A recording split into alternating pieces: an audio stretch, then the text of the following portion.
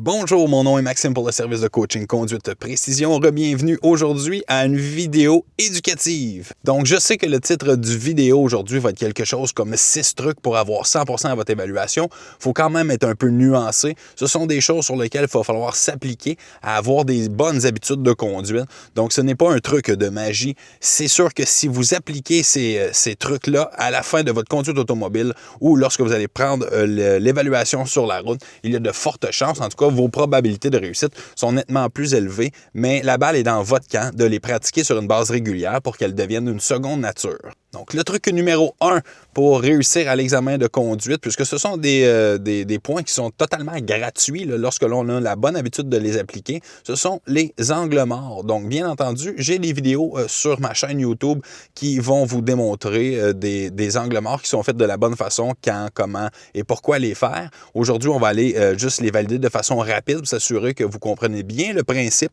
mais les angles morts, c'est extrêmement important.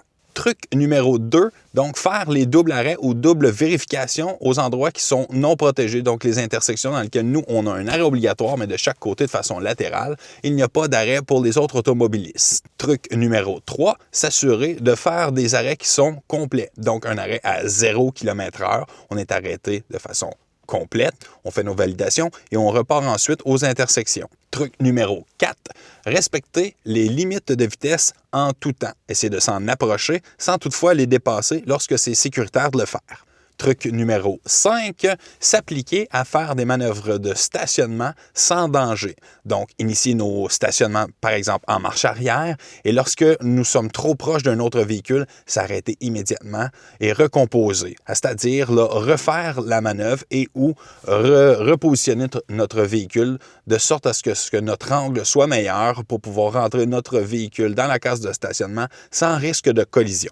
Et le truc numéro 6, à ce moment-là, c'est un truc qui englobe toute la nature de la conduite automobile dans son intégralité. Donc, on oublie les techniques à ce moment-là et l'on passe au niveau de l'observation, l'analyse et l'anticipation, bien entendu.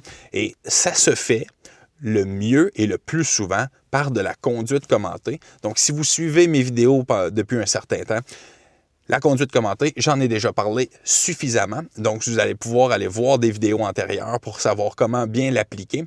Mais si vous faites de la conduite commentée, donc nommez à haute voix au fur et à mesure que vous avancez sur un parcours, tous les éléments qui sont importants à la conduite automobile, vous vous donnez des bien meilleures chances d'ouvrir le champ visuel de façon large, voir loin, anticiper les choses avant qu'elles ne se produisent, au lieu d'être obligé de réagir à la dernière seconde et en urgence. Donc, ce principe-là d'analyse, d'anticipation, c'est le nerf de la guerre pour la conduite automobile en général. Donc, oui, on peut appliquer 1 million de bonnes techniques sur la route, mais l'idée première au niveau de la conduite automobile, c'est analyser l'information qui se passe devant nous en anticipation plutôt que d'être en réaction. Je vais aller sur la route, bien évidemment, faire des exemples de ce que je vous ai mentionné au niveau des trucs de la conduite automobile pour vous donner les meilleures chances au niveau de la réussite lors de votre évaluation pratique à la SAC. Donc, la première notion que nous allons aborder, bien entendu, c'est la notion des angles morts. Vous devez faire des angles morts à chacune des fois que vous faites un changement de direction. Donc, on tourne ici à l'intersection au panneau d'arrêt à droite. Je change de direction, donc je dois faire un angle mort. Je fais mon arrêt qui est complet. Bien entendu, un balayage visuel pour s'assurer que je suis en priorité dans l'intersection. Et là, l'angle mort rentre en jeu. Avant même de repartir de cette intersection, alors que je suis à l'arrêt complet, je tourne ma tête au-dessus de mon épaule. Je vais valider l'information qu'il peut avoir à travers la fenêtre. Derrière moi, derrière le pilier B, donc dans cette fenêtre-là, est-ce qu'il y a des éléments qui peuvent nuire à mon virage à droite? Oui, non. Dans ce cas ici, non, je peux y aller à ce moment-là. Donc, l'idée, à ce moment-là, c'est de faire nos validations avant de repartir de l'intersection. Donc, j'arrête complètement, je fais mon balayage visuel et ensuite, j'opère mon angle mort du côté où je tourne.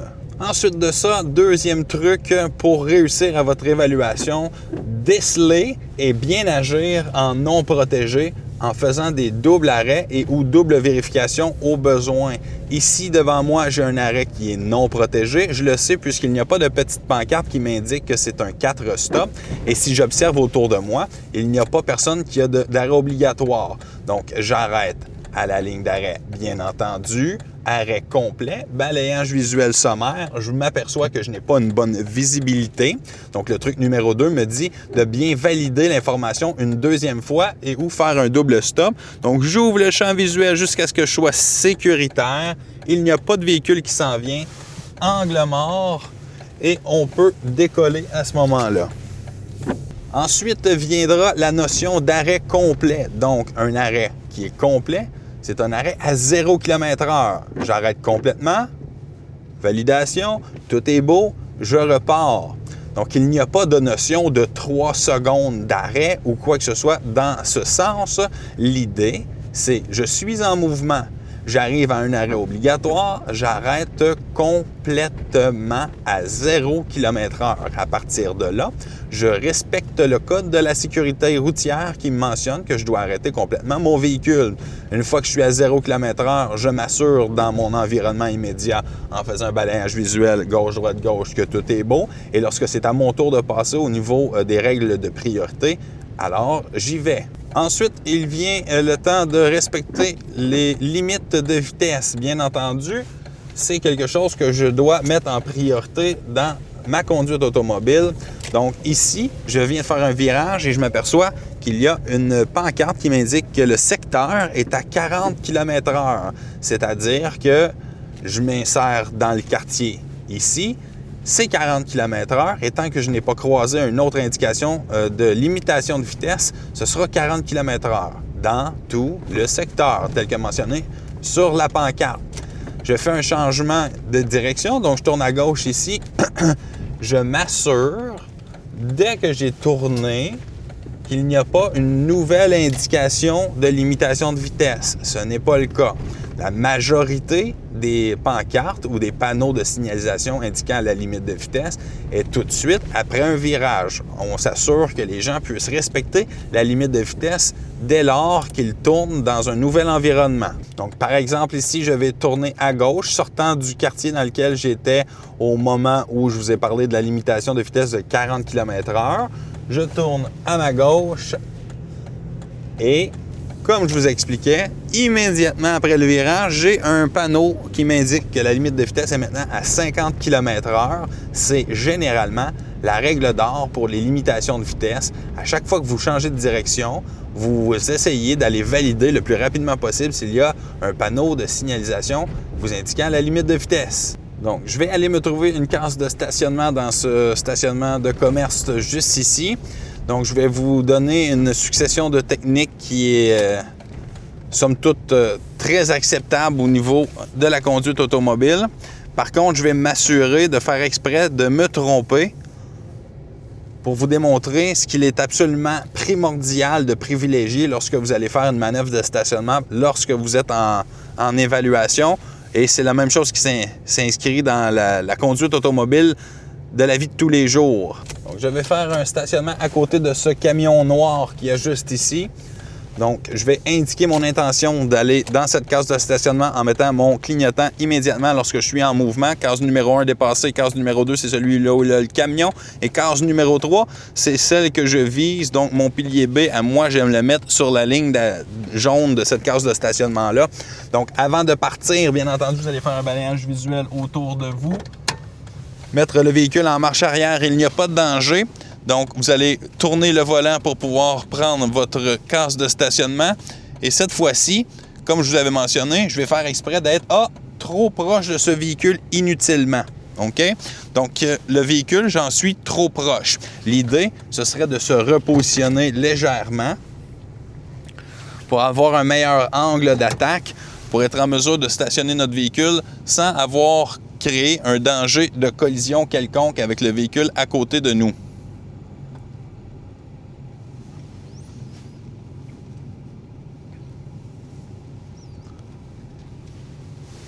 Donc, en ce qui concerne les manœuvres de stationnement en marche arrière, l'idée, ce n'est pas de le faire du premier coup, mais bien de le faire sans encombre et danger. Si vous vous rendez compte à un moment ou à un autre que vous êtes trop près d'un véhicule, soit le véhicule latéral de ce côté-là ou celui qui aurait de ce côté-là s'il y avait un autre véhicule, repositionnez votre véhicule, recommencez votre manœuvre, mais ne passez pas trop proche d'un autre véhicule pour vous éviter de très gros problèmes au niveau de l'évaluation.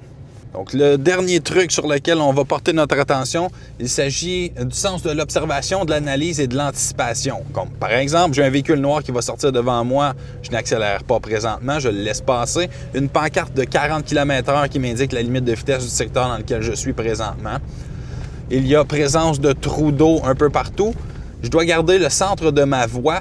Par contre, il n'y a pas de ligne jaune au sol, donc je dois essayer de le déterminer de façon logique. Donc, voyez-vous, je fais de la conduite commentée. Je nomme à haute voix, ce qui m'apparaît être très important à la conduite automobile au moment où je circule. Et ça me donne justement l'impression que je suis en mesure, au fur et à mesure que j'avance, de prendre les meilleures décisions possibles. Par exemple, je veux tourner à gauche ici. Donc, c'est un endroit où il n'y a pas d'arrêt, c'est un virage continu. Je commence à ralentir à la vitesse désirée pour faire mon virage, mais je n'arrête pas. Je tourne sur ma gauche juste ici. Je reste au centre de la voie. Ah, pancarte de 40 km/h juste ici. Donc, la limite de vitesse est restée la même dans le secteur. Il y a un véhicule tout à fait là-bas qui fait une manœuvre de stationnement en marche arrière, donc je devrais rester attentif à ses besoins. Tout semble correct dans son cas, c'est bien parfait comme ça. On va initier un virage à gauche, juste ici, toujours pas de panneau d'arrêt obligatoire, c'est un autre virage continu. Donc je fais mon virage sans m'arrêter, bien entendu. Ici, je suis chanceux, j'ai une ligne jaune qui m'indique le centre de la voie, donc je reste au centre de ma voie circulable. Je peux me fier sur la ligne jaune, bien entendu.